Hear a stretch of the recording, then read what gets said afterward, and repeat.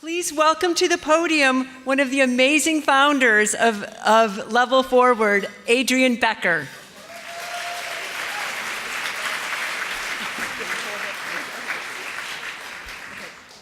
Thank you, Ann Delaney, for your remarkable spirit and your unique voice.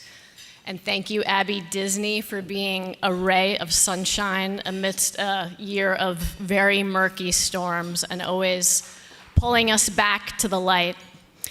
And thank you, Tarana Burke, for years before I was ever a part of this conversation, and for many years to come, for keeping us focused on the one thing that matters, which are survivors.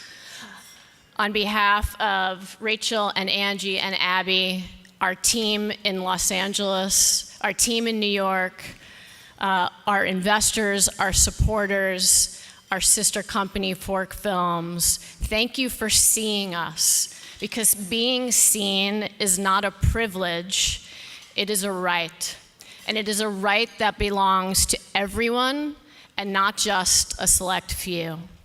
I was reminded of this a couple of weeks ago. I sat on the sofa with my son, who's a 17-year-old Caucasian male, and he and I huddled on his phone watching Anna Maria Archila confront Jeff Flake.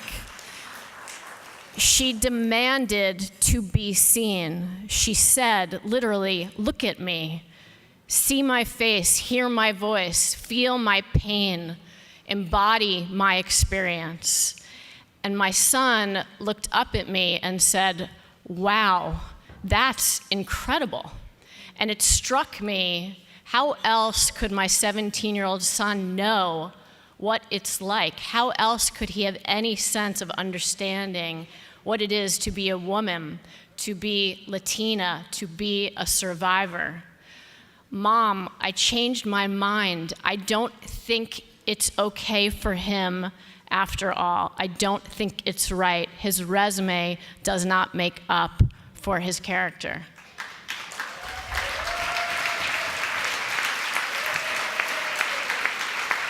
And I said to him, wow, now that's incredible. And the point of this story is just that. Stories are a path to the unknown. They enable us to transcend our own experience, to rise up from our bodies, out of our skins, away from our prejudices, our proclivities, into a space of compassion and mutual understanding, a path to reconciliation. And unfortunately, when stories are narrow, they do not reflect a world where everyone belongs. In fact, they limit our societal capacity for understanding. They limit our individual sense of possibility. The motion picture industry is a perfect example. It's a $40 billion global marketplace. Less than 5% of that is directed by people of color, and 3.4% of the top high-budget motion pictures are directed by women. You know the quote, if you can't see it, you can't be it, and that's what Level Forward is attacking. We're doing this by harnessing creative excellence and directing it strategically. And we're doing it to honor the work of Tarana Burke, who in 2006 stood up and said, look at me, and Anita Hill in 2001, who stood up and said, look at me, and Sylvia Ramirez, and Grace Lee Boggs, and Dr. Christine Blasey Ford.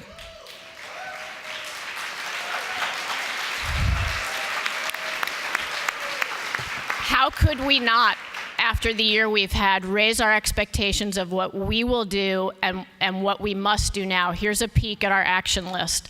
Targeted inclusion goals and contract equity riders written into all of our deals. Building a network of diverse talent so employers have no excuse like they can't find enough good people to hire.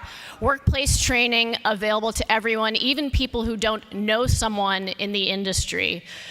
Black female characters who are in positions of power and healthy relationships, Latina characters who are college educated and professional, transgender, disabled characters who are pursuing their dreams, equity riders and budgets that are greenlit by women and people of color, and budgets that include a line item to invest in neighborhoods where gun violence is most damaging whenever there's a gun on screen.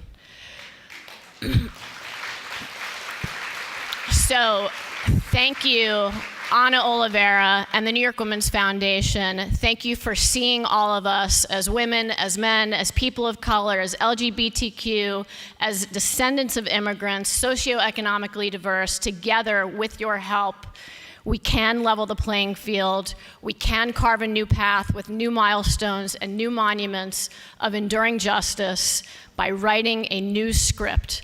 And as Alanis Morissette said at the age of 19, and I'm going to try to do this, we had to believe in something. We believe in this. Thank you very much.